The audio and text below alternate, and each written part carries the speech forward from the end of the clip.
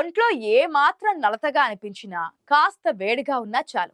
వెంటనే ఒక డోలో వేసేయ్ అనే ఉచిత సలహా ఇచ్చేవాళ్ళు మన చుట్టూ ప్రతి గల్లీలోనూ కనిపిస్తుంటారు కదా!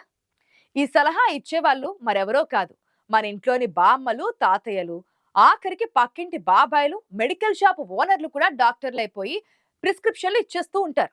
ఎందుకంటే 6 ఏళ్ల క్రితం కరోనా కష్టకాలంలో మనల్ని అక్కున చేర్చుకొని ఆదరించిన డోలో 650ని ఎవరూ అంత త్వరగా మర్చిపోలేరు కదా! వ్యాక్సిన్ ఇంకా అందుబాటులోకి రాకముందే కరోనా మహమ్మారిని ఎదుర్కోవడంలో ఈ చిన్న మందు బిళ్ళ పోషించిన పాత్ర అమోఘం. చాలా సులభంగా మెడికల్ షాపుల్లో దొరకడం, వేసుకున్న కాసేపటికే ఫలితం చూపించడంతో దీని వాడకం జనం జీవితాల్లో ఒక భాగమైపోయింది. ప్రస్తుతం 2026లో కూడా డోలో 650 పేరు సోషల్ మీడియాలో మీమ్స్ తో ట్రెండింగ్ లోనే ఉంది.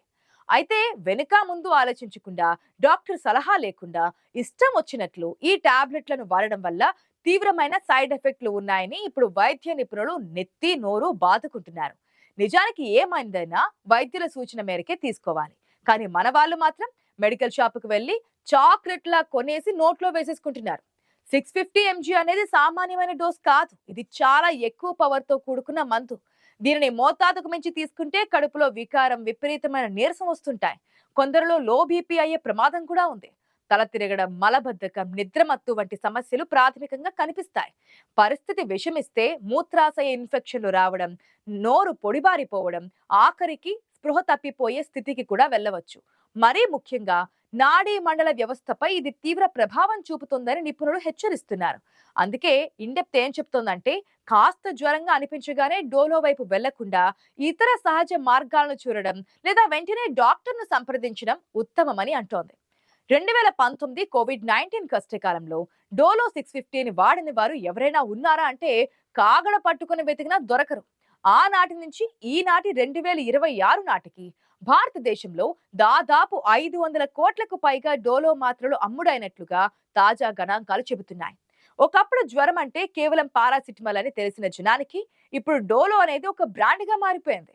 ఇది 500 కోట్ల మాత్రలను ఒకదానిపై ఒకటి పేర్చుకుంటూ వెళ్తే అది ఎవరెస్ట్ శిఖరం కంటే వేల రెట్లు ఎత్తుకు చేరుకుంటుందంటే ఆశ్చర్యం కలగక మానదు. బుర్జ్ ఖలీఫా వంటి భారీ కట్టడాలు ఈ మందు బిల్లల రాసి ముందు చిన్నవిగా కనిపిస్తుంటాయి. గూగుల్లో అత్యధికంగా వెతికిన మెడిసిన్ పేర్లలో డోలో ఇప్పటికీ టాప్ ప్లేస్ లోనే ఉంది. ఆ తర్వాతి స్థానంలో కోల్పోలు ఉన్నప్పటికీ డోలో సాధించిన విక్రయాల దరిదాపుల్లోకి ఏ మందు బిల్ల రాలేకపోయింది.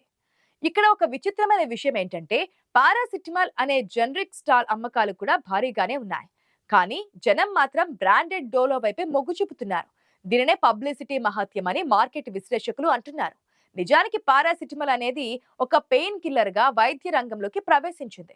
శరీరం విపరీతంగా టెంపరేచర్ తో ఉన్నప్పుడు అద్భుతంగా పనిచేసి తగ్గించడం ద్వారా ఇది జనం మనసు గెలుచుకుంది. 1960ల నుంచి మార్కెట్లో ఉన్న ఈ ఫార్ములాతో తయారైన క్రోసిన్, కాల్పోల్ వంటివి ఉన్న డోలో సాధించిన సక్సెస్ మాత్రం హిస్టారికల్ అని చెప్పాలి. కేవలం జ్వరానికే కాకుండా ఒంటి నొప్పులు, తలనొప్పి, ఆఖరికి పంటి నొప్పికి కూడా జనం దీనినే రామబాణంగా వాడుతున్నారు. అయితే ఈ విచ్చలవిడి వాడకం వల్ల లివర్ సంబంధిత సమస్యలు పెరుగుతున్నాయని 2026 నాటి ఆరోగ్య సర్వేలు హెచ్చరిస్తున్నాయి. మందు ఎంత బాగా పనిచేస్తుందో దాని పరిమితి దాటితే అంతకంటే వేగంగా ప్రాణాల మీదకు తెస్తుందని గుర్తించాలంటున్నారు వైద్య నిపుణులు. అసలు డోలో 650 ఇంతటి సక్సెస్ ఎలా సాధించింది? మార్కెట్లో వేల సంఖ్యలో సిరప్లు, టాబ్లెట్లు ఉన్నా కేవలం డోలో మాత్రమే ఎందుకు విజేతగా నిలిచింది అన్న దానిపై ఇప్పటికీ అనేక మేనేజ్మెంట్ స్కూల్స్ అధ్యయనాలు చేస్తున్నాయి. డోలో సక్సెస్ వెనుక ప్రధానంగా 2 కారణాలు కనిపిస్తున్నాయి. మొదటిది దీని పేరు డోలో. ఇది చాలా చిన్నగా, పలకడానికి ఈజీగా ఉండడం వల్ల సామాన్యుడి నాలుకపై కూడా ఇట్టే నిలిచిపోయింది. ఫైరోజెనిక్, పాసిమోల్ వంటి కష్టమైన పేర్ల కంటే డోలో అని అడగడం పేషెంట్లకు చాలా సులభంగా అనిపించింది. ఇక రెండో కారణం, ఇది 650 ఎంజీ శ్రేణిలో రావడం. 1973లో బెంగళూరుకు చెందిన మైక్రో ల్యాబ్స్ ఈ డోలోను రూపొందించినప్పుడు మార్కెట్లో కేవలం 500 ఎంజీ టాబ్లెట్లు మాత్రమే ఉండేవి. అయితే జ్వర తీవ్రత పెరుగుతున్న కొద్దీ 500 ఎంజీ సరిపోవడం లేదని గుర్తించిన కంపెనీ దాన్ని 650 ఎంజీ పవర్ తో విడుదల చేసి క్లినికల్ ఎవిడెన్స్ ను క్యాష్ చేసుకుంది. సాధారణ జ్వరం మరియు తీవ్ర జ్వరం మధ్య ఉన్న ఆ ఖాళీని micro labs managing director Dilip Surana అద్భుతంగా గుర్తించారు. మరో ముఖ్యమైన మలుపు ఏంటంటే, ఒకప్పుడు పాపులర్ గా ఉన్న క్రోసిన్ టాబ్లెట్ ఓటీసీ బ్రాండ్ గా మారిపోయింది. అంటే డాక్టర్ ప్రిస్క్రిప్షన్ లేకుండానే ఎవరైనా కొనుక్కోవచ్చు. ఎప్పుడైతే ఒక మందు ఓటీసీగా మారుతుందో డాక్టర్లు దానిని ప్రిస్క్రైబ్ చేయడం మానేస్తూ ఉంటారు. ఎందుకంటే పేషెంట్లు డాక్టర్ దగ్గరకు రాకుండా నేరుగా షాప్లోనే కొనుక్కుంటారు కాబట్టి. ఆ సమయంలో ప్రిస్క్రిప్షన్ బ్రాండ్ గా ఉన్న డోలోను డాక్టర్లు విరివిగా ప్రోత్సహించారు. అలా డాక్టర్ల సపోర్ట్, సులభమైన పేరు, సరైన డోసేజ్ వెరసి డోలోను ఒక అజేయమైన బ్రాండ్ గా మార్చేశాయి. ప్రస్తుతం 2026లో మార్కెట్లో కొత్త కొత్త పారాసిటమాల్ కాంబినేషన్లు వస్తున్నా డోలో క్రేజ్ మాత్రం తగ్గడం లేదు. అయితే ఇక్కడే మనం ఒక భయంకరమైన వాస్తవాన్ని చర్చించుకోవాలి. డోలో 650 టాబ్లెట్ అనేది నేడు ఇంటింటికి చేరిన మాట వాస్తవమే, కానీ ఇది అలవాటుగా మారడం ఆందోళనకరం అంటున్నారు నిపుణులు. ఫార్మా రంగంలో జరుగుతున్న పోటీ వల్ల ఈ మందులను ప్రోత్సహించడానికి కంపెనీలు డాక్టర్లకు తాయిలాలు ఇస్తున్నాయనే ఆరోపణలు కూడా వచ్చాయి. కానీ అవన్నీ పక్కన పెడితే సామాన్యుడి ఆరోగ్యం ఇక్కడ పనంగా మారుతోంది.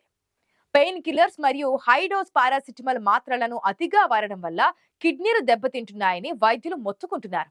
మరీ ముఖ్యంగా ఆల్కహాల్ తీసుకునేవారు డోలో వేసుకుంటే అది నేరుగా లివర్ ఫెయిల్యూర్ కు దారితీసే ప్రమాదం ఉంది. 2026లో హెల్త్ కేర్ రంగం ఎంత అడ్వాన్స్డ్ అయినప్పటికీ సెల్ఫ్ మెడికేషన్ అంటే సొంత వైద్యం వల్ల జరిగే మరణాల సంఖ్య తగ్గడం లేదు. కరోనా సమయంలో అది మన ప్రాణాలను కాపాడి ఉండవచ్చు, కానీ ప్రతి చిన్న నలతకు ఆ భారీ డోస్ ను వాడడం అనేది మన శరీర రోగ నిరోధక శక్తిని మనమే దెబ్బ తీసుకోవడం లాంటిది అంటున్నారు నిపుణులు.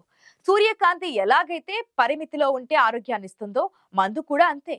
డోలో 650 అనేది ఒక శక్తివంతమైన ఆయుధం లాంటిది. దాన్ని తెలివిగా వాడితేనే ప్రాణాలు నిలుస్తాయి, లేదంటే ఆ మాత్రలే మన ప్రాణ సంకటంగా మారుతాయి. అందుకే మందు వాడడం కానీ ఆ మందుకు బానిసలు కాకండి అంటున్నారు వైద్య నిపుణులు. జ్వరం వచ్చినప్పుడు వైద్యుడిని సంప్రదించి సరైన మోతాదులో ఆ మందును వాడినప్పుడే డోలో మనకు నిజమైన నేస్తం అవుతోంది. ఏది ఏమైనా మన ఆరోగ్యం మన చేతిలోనే ఉంటుంది. దాన్ని పాడు చేసుకున్నా బాగు చేసుకున్నా అది మన చేతిలోనే ఉంటుంది. కరోనా సమయంలో ప్రాణాలను రక్షించుకునేందుకు ఎవరికి తోచిన వైద్యాన్ని వారు పాటించారు. విజయమో వైఫల్యమో అనుభవించారు. కానీ ఇప్పుడు అలా కాదు. మామూలు జ్వరం వచ్చినా వైద్యుడి సలహా లేకుండా మందులు వాడడం హానికరం అంటున్నారు నిపుణులు.